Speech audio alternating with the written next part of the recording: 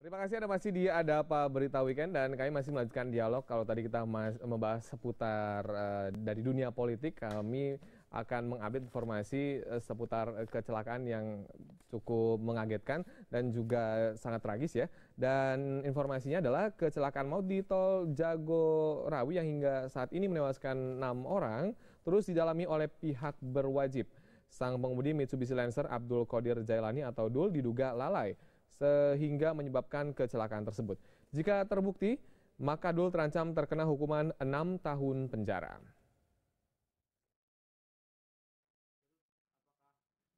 Kabid Humas Polda Metro Jaya, Kombes Pol Rikwanto mengungkapkan kronologis kecelakaan yang melibatkan anak bungsu musisi Ahmad Dhani.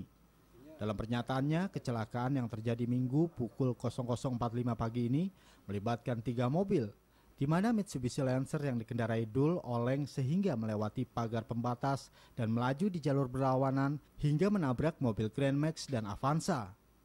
Saat ditanya wartawan mengenai status Dul, Kombes Pol Rikwanto menjawab Dul belum ditetapkan sebagai tersangka. Pihaknya masih menunggu olah TKP yang dilakukan Satlantas Polda Metro Jaya. Namun jika terbukti lalai, Dul terancam dikenakan pasal 310 Undang-Undang Lalu Lintas dengan ancaman hukuman 6 tahun penjara. Mengacu dari Undang-Undang Lalu Lintas, pasal yang dikenakan terhadap kecelakaan sejenis, ya. Sementara kita kategorikan karena lalainya, yaitu pasal 310 Undang-Undang Lalu Lintas. Yang lalai siapa nih Pak? Ya. Yang lalai siapa nih Pak? Nah, lalainya nanti kita lihat dari hasil olah TKP. Rikwanto menambahkan, Dul yang masih berusia 13 tahun diketahui belum memiliki SIM sehingga kemungkinan akan dikenakan pasal tambahan. Sementara itu hingga saat ini Dul masih dirawat di Rumah Sakit Pondok Indah dan mengalami luka patah kaki sebelah kanan akibat kecelakaan maut tersebut. Deka Kausar, Ananto Handoyo, JAK TV. Ya, 2 kendaraan yang terlibat tabrakan beruntun di Jalan Tol Jagorawi dievakuasi ke kantor unit kecelakaan lalu lintas Jakarta Timur Minggu pagi. Kedua kendaraan mengalami kerusakan yang sangat parah.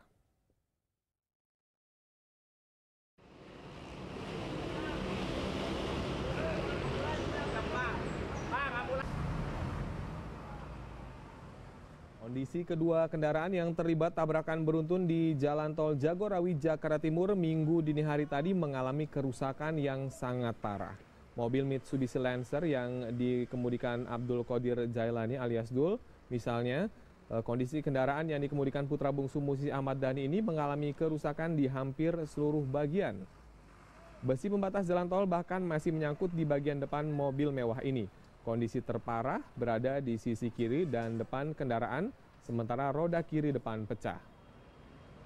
Kondisi serupa juga dialami mobil Grand Max, bagian depan dan bagian samping kiri kendaraan mengalami kerusakan yang parah. Sebuah kartu identitas atas nama Agus Wahyudi juga tampak tertinggal di dalam kendaraan.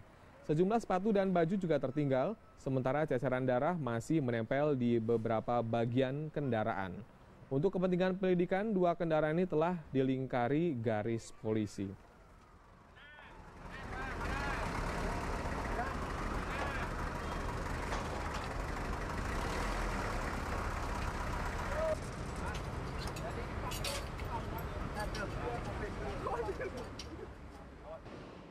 Untuk membahas seputar kecelakaan yang melibatkan anak di bawah umur, kami akan membahas dialog selama beberapa segmen ke depan. Telah hadir narasumber yang ada di Ada Apa Berita Weekend. Pada kali ini ada Bapak Sumbodo Purnomo, Wadirlantas Polda Metro Jaya.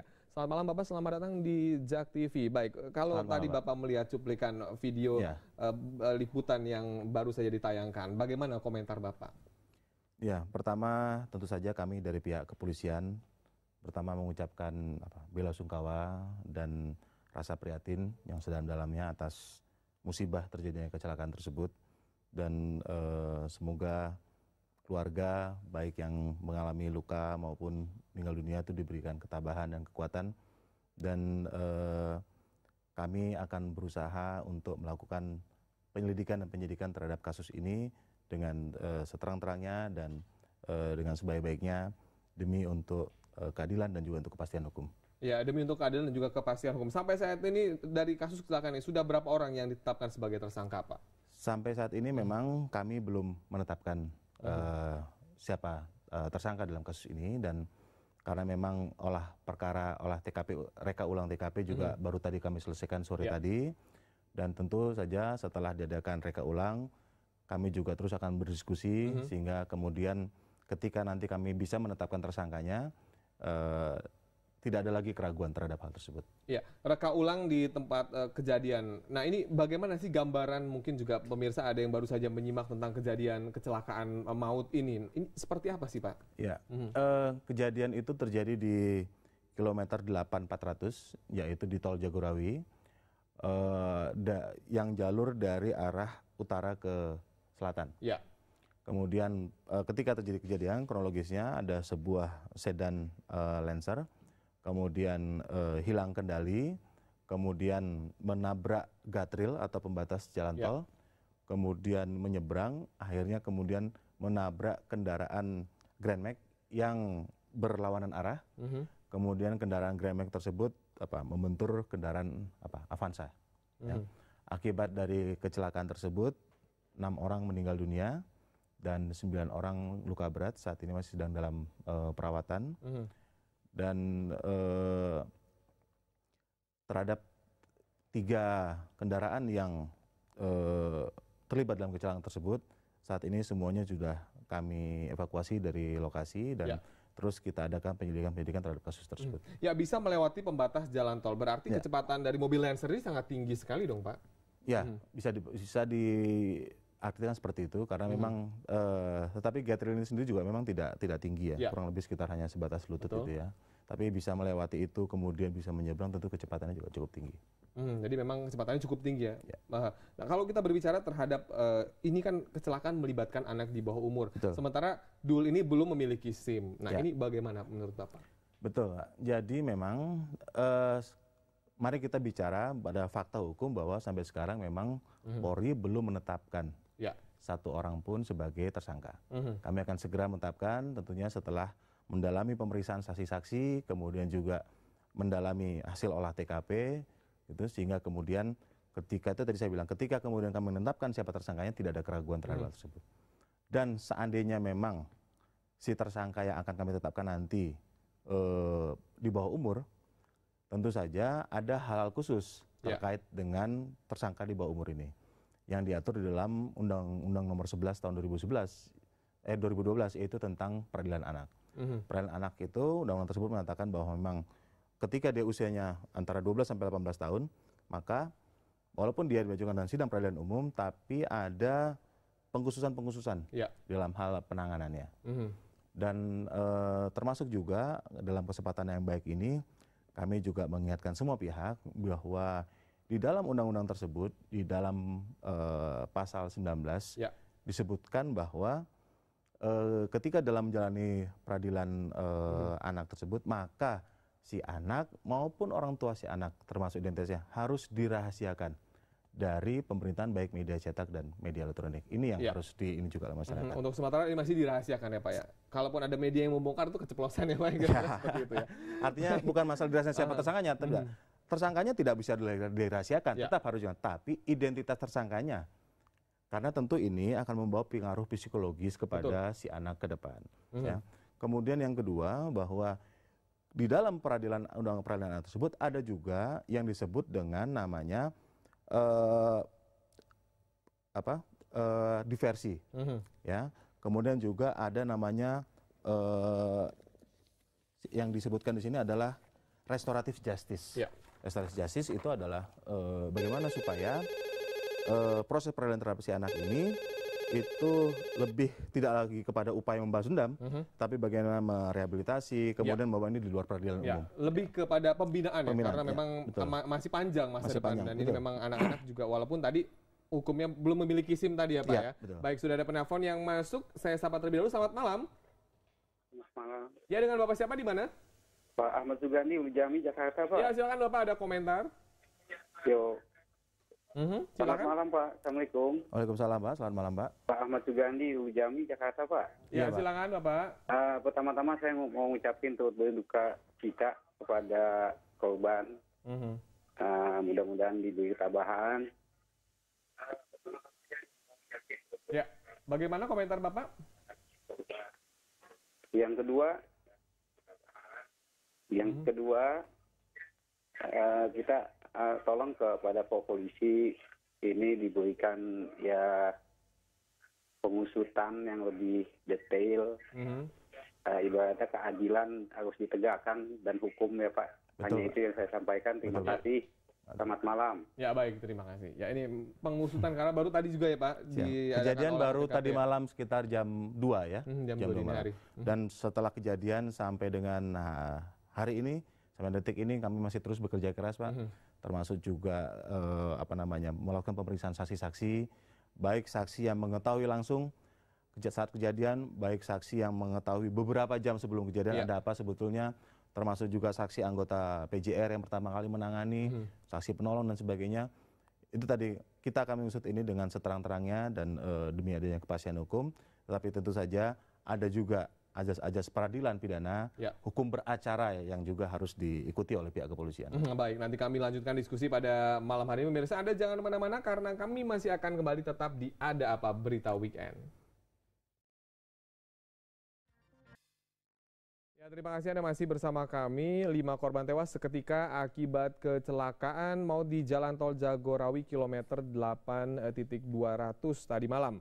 Dan langsung dibawa ke kamar jenazah Rumah Sakit Polri Sukanto, Kramat Jati, Jakarta Timur. Isak tangis keluarga pun tak terbendung ketika tiba di depan kamar jenazah. Isak tangis keluarga yang datang ke Rumah Sakit Polri Sukanto, Kramat Jati, Jakarta Timur ini tak terbendung. Pasalnya keluarga tidak menyangka atas terjadinya peristiwa kecelakaan ini. Bahkan istri salah satu korban tewas nyaris jatuh pingsan. 5 jenazah korban kecelakaan maut ini hari masih berada di ruang jenazah Rumah Sakit Polri Sukanto, Kramat Jati, Jakarta. Korban tewas tersebut antara lain Agus Wahyudi Hartono, 40 tahun, Rizky Aditya Santoso, 20 tahun, Agus Surahman, 31 tahun, Agus Komara, warga Cibubur, dan salah satu jenazah lagi belum diidentifikasi. Hingga saat ini belum ada rencana kapan jenazah korban tewas akan diambil dan dibawa keluarga. Sedangkan korban luka masih dirawat di Rumah Sakit Melia, Cimanggis, Depok, dan Rumah Sakit Mitra. Ini kronologinya gimana sih tadi Bapak mau kemana atau gimana? Kurang tahu, bekerja kan. Jadi kita mau KTP Polri. Dapat informasinya gimana? Pihak rumah sakit dapat. Iya, dapat informasi dari pihak rumah sakit gimana? Dapat informasi dari rumah sakit kabarnya gimana Bu? Kabarnya kalau ada kecelakaan itu ada namanya ini. Korban tewas akibat kecelakaan akan mendapatkan santunan sebesar 25 juta rupiah. Sedangkan korban luka akan mendapatkan bantuan maksimal 10 juta rupiah dari pihak asuransi yang mulai dibayarkan hari Senin esok. Untuk yang meninggal diberikan santunan 25 juta rupiah. Yang luka-luka Pak? Yang luka-luka maksimal 10 juta. Selain 5 orang tewas ketika, jumlah korban tewas juga bertambah setelah salah seorang korban luka-luka akhirnya meninggal dunia siang tadi. Menambah korban tewas menjadi 6 orang. Kecelakaan maut dini hari ini melibatkan anak musisi ternama yaitu Ahmad Abdul Qadir Jailani, putra musisi Ahmad Dhani. Tias Ashari, Jak TV. Ya, kecelakaan maut di Tol Jagorawi kilometer 8.200, kira-kira bagaimanakah kronologisnya? Berikut informasi selengkapnya untuk Anda. Peristiwa ini terjadi sekitar pukul 00.30 waktu Indonesia Barat dini hari. Mobil sedan berwarna hitam bernomor polisi B80 SAL berpenumpang 2 orang melaju cepat dari arah Bogor menuju Jakarta. Saat berada di jalur paling kanan, tiba-tiba mobil sedan menabrak pembatas di jalan tol hingga keluar jalur dan langsung menghantam satu unit minibus berwarna silver B1349 TFN dengan 13 penumpang berikut pengemudi yang melaju dari arah Jakarta menuju Bogor. Kecelakaan maut mengakibatkan kondisi kedua mobil hancur lebur. 6 penumpang di dalam minibus tewas, sementara 9 orang lainnya mengalami luka serius. Sejumlah korban dilarikan ke rumah sakit terdekat, sedangkan korban meninggal langsung dibawa ke Rumah Sakit Polri Kramat Jati, Jakarta Timur. Denivina nyerempet Avanza terus Grand Max ini orang truk. Itu satu arah semua Pak. Yang 2 satu arah Denivina dan Grand Max. Grand Max. Satunya itu Livina. Livina yang dari arah Bogor Cawang. Sulitnya evakuasi korban terjepit yang berada di dalam mobil yang hancur menjadi kendala dalam peristiwa ini, hingga mengakibatkan kemacetan panjang dari kedua arah. Belum diketahui penyebab peristiwa ini, kasus kecelakaan maut masih dalam penyelidikan kepolisian. Dias Ashari, JAK TV. Kita ke dialog bersama dengan Bapak Sumbodo. Kalau kita melihat bahwa korban tewas sebanyak 6 orang ya Pak, dari total penumpang di mobil Grand Max itu adalah 13 orang ya Pak ya? Ya, memang sampai saat ini kita masih mendalami dari pemeriksaan ini, karena tentu saja ketika kemudian polisi sampai di TKP, masih ada korban yang masih berada dalam mobil, ada yang sudah ditolong keluar, ada yang sudah, sehingga kemudian dari sinilah kita berupaya untuk menyatukan kepingan-kepingan informasi, kemudian kita satukan menjadi sebuah rangkaian cerita yang jelas. Misalnya sebetulnya di Grand Max itu berapa sih penumpangnya, di sedan Lancer itu ada berapa, siapa yang mengemudikannya, kemudian di Avanza dan sebagainya. Nah inilah nanti ketika kami sudah melaksanakan diskusi, mengumpulkan fakta-fakta hukum yang ada, sehingga nanti kemudian kita tentu juga akan menyampaikan apa hasil penyidikan dari kepolisian. Tetapi pada kesempatan yang baik ini, tentu kita juga harus melihat belajar dari kasus ini, bahwa mari kita tidak melihat hanya karena dia anaknya, mungkin yang terlibat adalah anaknya seorang public figure atau apa. Jadi mari kita merasa prihatin dengan adanya kasus ini, karena salah seorang dari pengemudi yang terlibat itu memang anak di bawah umur. Nah, pertanyaan adalah bagaimana peran si orang tua untuk mengawasi dulu, untuk anaknya bagaimana ini. peran orang tua untuk mengawasi anaknya. Kita sapa dulu penelpon yang telah masuk. Selamat malam. Halo. Ya, selamat malam dengan Bapak siapa di mana? Selamat malam dengan Pak Bambang, Pak. Ya, silakan Pak Bambang, ada komentar singkat Iya. saja. Saya ingin bertanya aja Pak dengan Pak Wakalantas itu Pak ya. Silakan. Nah, selamat malam Pak. Selamat malam Pak. Assalamualaikum. Waalaikumsalam warahmatullahi wabarakatuh. Pertanyaan begini Pak, setelah kita mengetahui bahwa korban dari itu adalah keluarga yang katakanlah tidak mampu ya. Kemudian yang mempengemudi juga anak umur 13 tahun Pak. Ya. Itu bagaimana peran serta atau tanggung jawab orang tua di sini menurut undang-undang? Apakah bisa dijerat secara pasti atau tidak, sehingga menimbulkan efek jerah bagi orang-orang yang katakanlah the have gitu Pak. Terima kasih Pak, hanya itu saja. Baik, terima kasih Bapak atas pertanyaannya dijawab langsung oleh Pak Sambodo. Silakan Pak, kalau kita berbicara tadi juga Bapak sempat menyinggung soal peran orang tua ya. Ini mungkin pertanyaannya adalah apakah orang tua bisa dimintai pertanggungjawaban? Pertanggungjawaban, kalau pertanggungjawaban secara hukum di dalam undang-undang memang tidak ada yang mengatur tentang hal tersebut. Tetapi tentu saja pertanggungjawaban secara moral, pertanggungjawaban sosial daripada pihak orang tua dari taruhlah nanti misalnya ada yang ditetapkan sebagai tersangka, tentu saja ini juga ada, karena itu diatur dalam undang-undangnya. Pertanggungjawaban secara moral maupun material itu ada, memberikan ganti rugi dan sebagainya. Dan juga tentu saja ada di sisi lain ada juga pertanggungjawaban kita semua. Pemerintah juga bertanggung jawab, polisi juga bertanggung jawab, termasuk media juga bertanggung jawab, sehingga kemudian bagaimana kita berupaya supaya ke depan hal-hal seperti ini tidak terjadi lagi.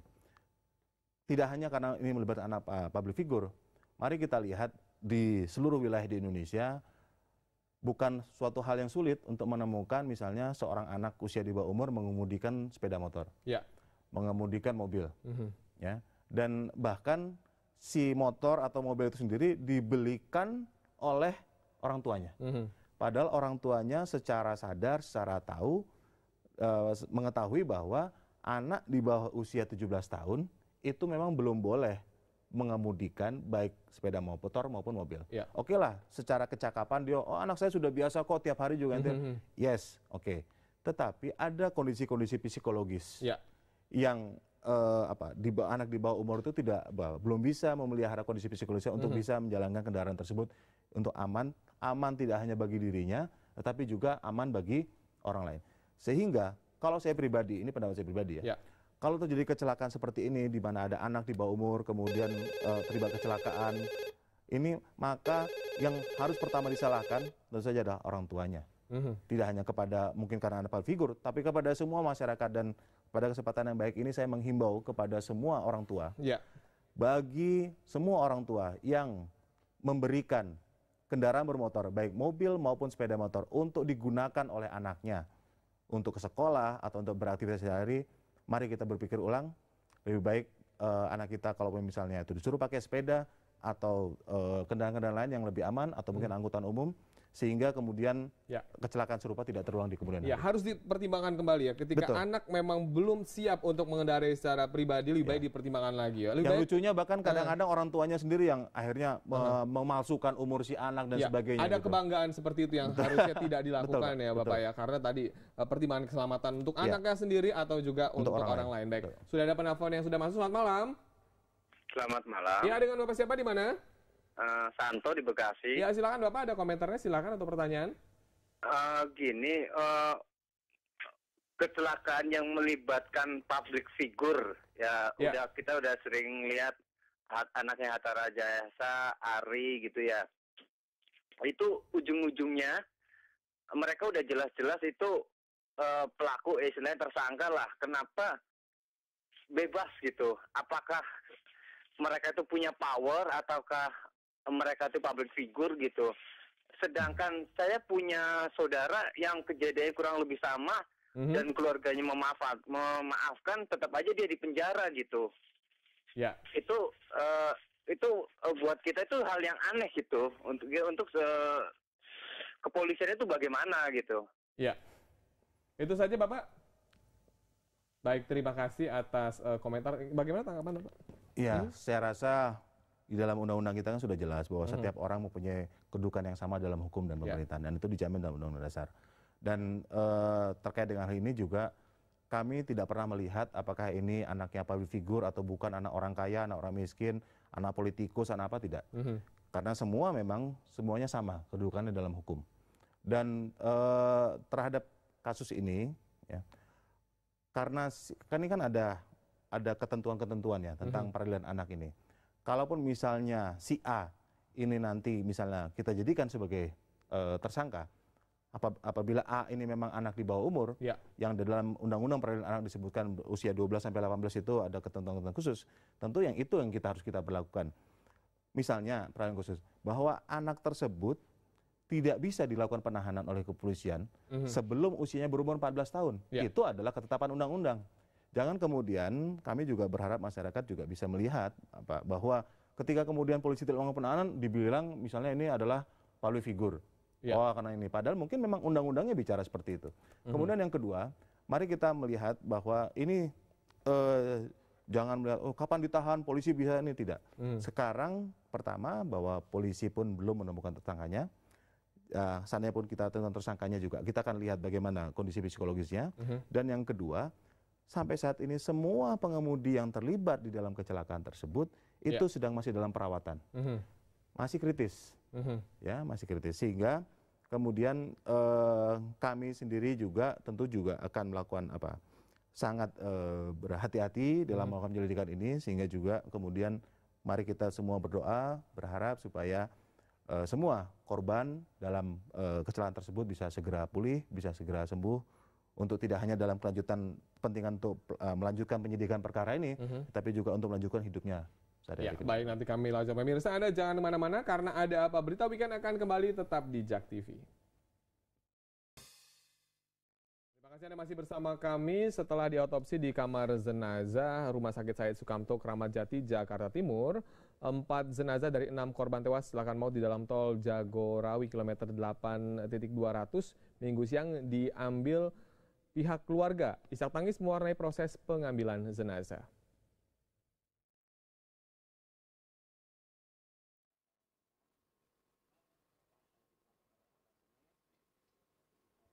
Satu persatu jenazah keempat korban tewas kecelakaan maut yang disebabkan oleh anak bungsu artis pasangan Maya dan Ahmad Dhani dikeluarkan dari kamar jenazah dan dimasukkan ke dalam ruang transit jenazah Rumah Sakit Polri Kramat Jati. Isak tangis dan suasana duka mewarnai ruang transit jenazah. Saat keluarga melihat jasad keempat korban tersebut, bahkan ada beberapa keluarga korban yang pingsan tak kuasa menghadapi kenyataan tersebut. Keempat jenazah korban yaitu almarhum Komarudin warga Koja Jakarta Utara diambil keluarga dan akan dimakamkan sore ini di tempat pemakaman umum Budi Dharma Cilincing Jakarta Utara. Almarhum Aditya Rizky 20 tahun, ia warga Garut, diambil pihak keluarga dan langsung dibawa ke kampung halaman di Garut, Jawa Barat. Jenazah ketiga yang dibawa keluarga adalah almarhum Agus Surahman, 31 tahun, warga Rorotan, Jakarta Utara, diambil keluarga dan akan dimakamkan di TPU Rorotan, Jakarta Utara. Jenazah keempat, Agus Wahyudi, 40 tahun, Warakas, Jakarta Utara, diambil keluarga dan dibawa ke kampung halamannya di Purbalingga, Jawa Timur.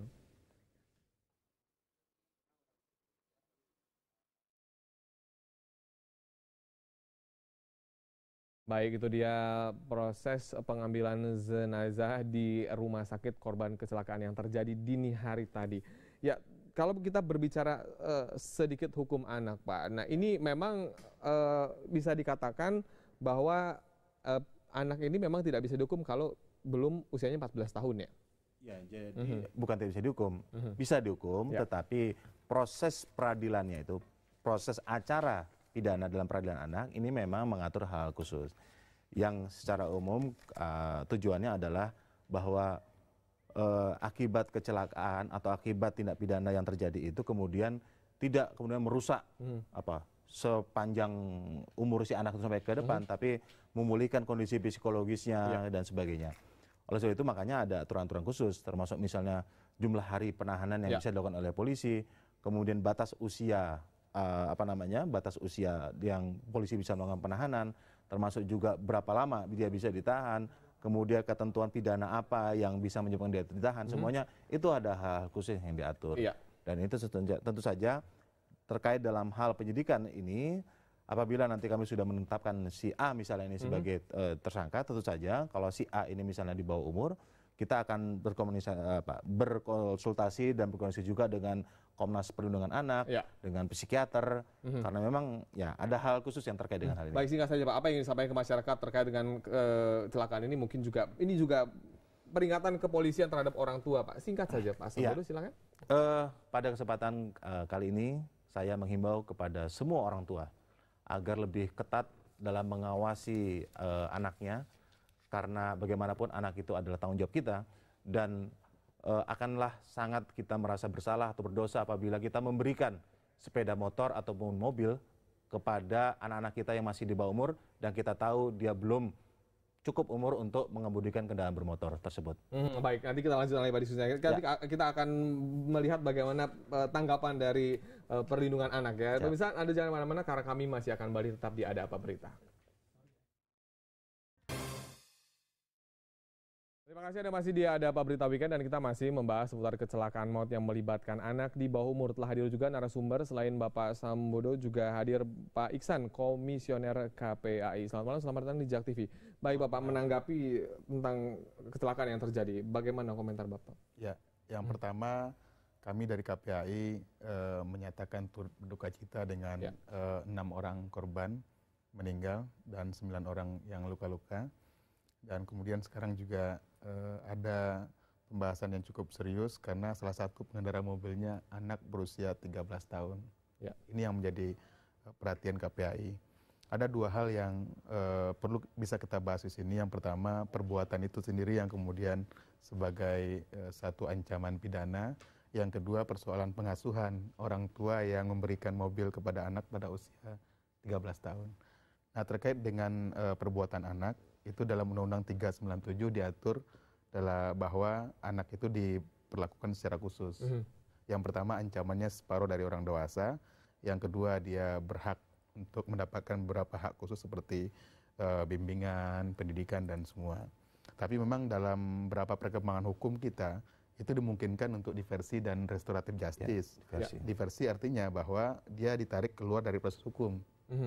Ini dimungkinkan jika kemudian pihak korban tidak menuntut atau kemudian polisi melihat, penyidik melihat ini demi kepentingan terbaik bagi anak bisa ditarik keluar.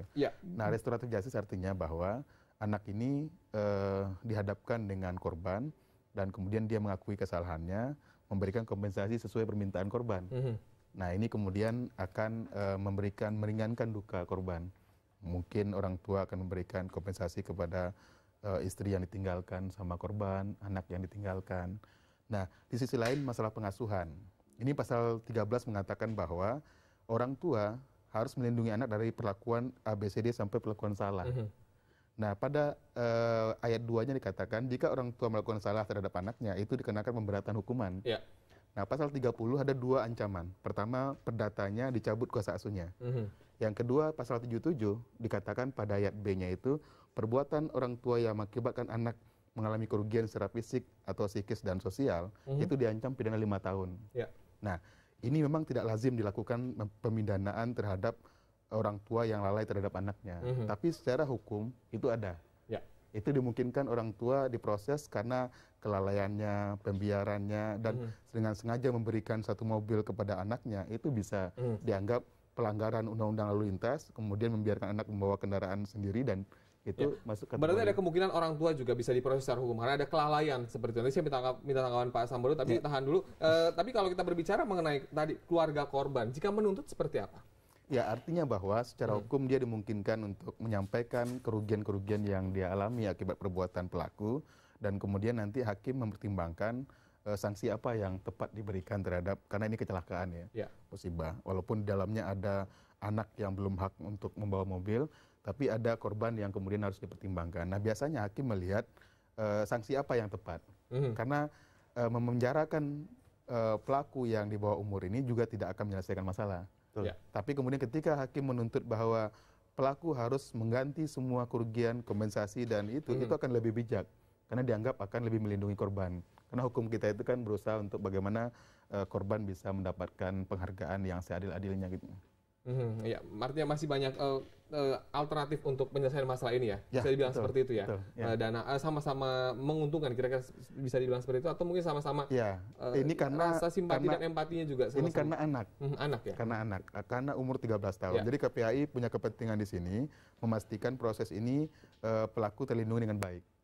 Kita memastikan bahwa karena di kepolisian itu ada namanya PPA, unit yang khusus untuk melakukan proses terhadap anak. Perempuan dan anak. Iya, perempuan dan anak. Jadi mereka itu tidak boleh pakai seragam, kemudian prosesnya juga melalui cara-cara yang tidak biasa dengan cara umumnya. Itu adalah prinsip dalam sistem hukum kita sudah diterapkan gitu. Karena bisa dikatakan A ini itu juga secara mental itu masih sangat bisa dikantorkan, dan sekarang kondisinya juga masih kritis, kira-kira seperti itu. Ya, itu satu hal bahwa fakta dia sedang dalam kondisi tidak bagus, tapi karena dia anak, itu haknya harus dilindungi oleh sistem hukum kita, baik oleh polisi, oleh jaksa, oleh hakim, dan semua proses berjalan harus melindungi. Dan ketika polisi melakukan itu, jangan kemudian masyarakat a priori bahwa ini karena dia anaknya public figure. Tidak, memang undang-undang yang mewajibkan polisi harus berbuat seperti tadi disampaikan oleh Pak Iksan tadi. Baik, pemirsa Anda jangan mana-mana karena kami masih punya satu segmen lagi, tetap di Ada Apa Berita Weekend. Anda masih di Ada Apa Berita Weekend dan masih membahas seputar kecelakaan maut yang melibatkan anak di bawah umur. Ya, berarti proses hukum yang bagaimana Pak yang seharusnya dilakukan dengan bijak untuk yang melakukan ini, yang pengendara mobil ini? Ya. Kalau KPAI itu jelas kita mengacu kepada Undang-Undang 23 2002 tentang perlindungan anak, bahwa kita mengedepankan kepentingan terbaik bagi anak. Memang ini selalu di masyarakat dipertanyakan, kenapa KPAI kemudian selalu mendorong agar anak tidak dimasukkan ke proses pemidanaan. Nah, pengalaman kami, anak yang masuk ke proses pidana itu mengalami situasi yang sangat luar biasa, tekanan, stres, dan segala macam. Makanya kita mendorong ke diversi itu keluar. Dan ini sebetulnya penyidik dimungkinkan kalau korban tidak memberikan pemaafan dan segala macam, itu ada kewenangan diskresi kepolisian untuk melihat apakah ini patut atau tidak. Tapi karena ini adalah diperhatikan oleh publik, semua masyarakat memperhatikan kasus ini, ya kita berharap memang proses ini akan kita dampingi dengan serius dengan kepolisian, melihat bagaimana tahapan demi tahapan Undang-Undang 397, Undang-Undang 23 2002 diterapkan dengan baik di lapangan.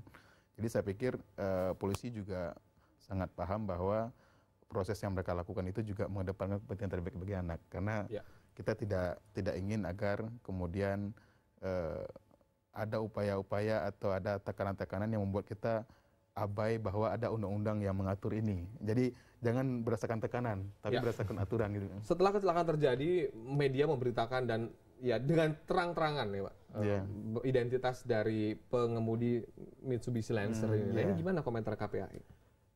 Ini sebetulnya tegas dikatakan bahwa anak yang berhadapan dengan hukum itu dirahasiakan identitasnya.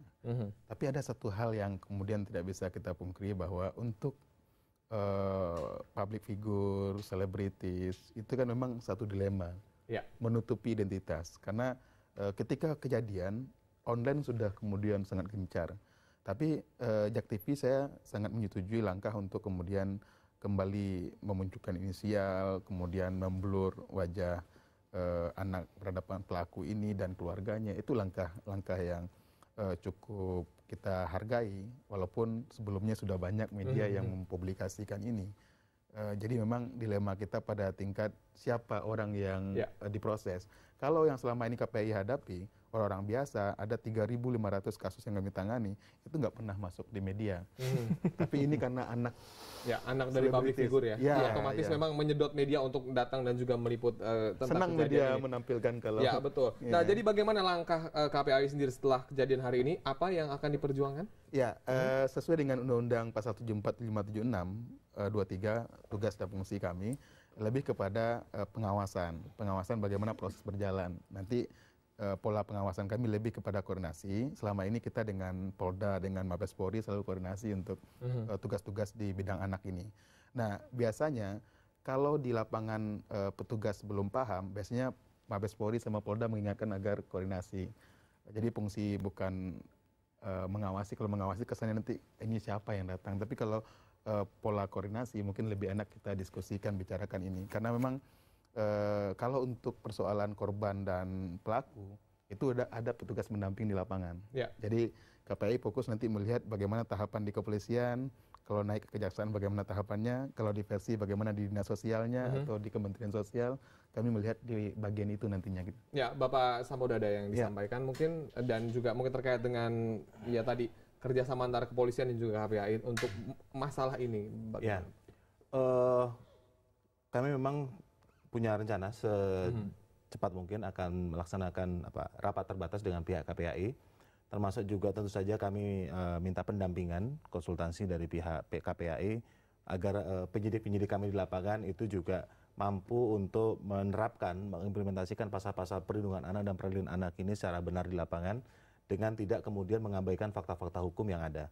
Sehingga kemudian nanti walaupun kasus ini menjadi sorotan yang luar biasa dari media, kami tetap bisa berjalan teguh, tetap ada azas kepastian hukum dan azas keadilan, serta tentu saja tidak hanya itu, kita berharap dan bahwa mari kita lihat kasus ini sebagai pelajaran yang sangat berharga bagi kita semua, bagi bangsa Indonesia, agar tidak terulang lagi, agar orang tua lebih ketat lagi mengawasi anaknya, agar orang tua lebih baik lagi tidak mengawasi bagaimana perilaku kehidupan sehari-hari. Karena bagaimanapun anak-anak ini adalah generasi penerus bangsa, dan kepada mereka lah harapan kita terhadap bangsa Indonesia ke depan kita lakukan. Ya, bisa dikatakan bahwa orang tua di sini sangat berperan ya, Pak. Tadi yang disampaikan oleh Bapak, orang tua harus mengawasi dan tidak mungkin dengan bangga memberikan kendaraan anaknya motor, mobil, padahal masih belum. Kunci mobil disembunyikan. Kunci mobil itu jangan ditaruh sembarangan, tetapi hanya orang tua yang pegang. Sehingga kemudian ketika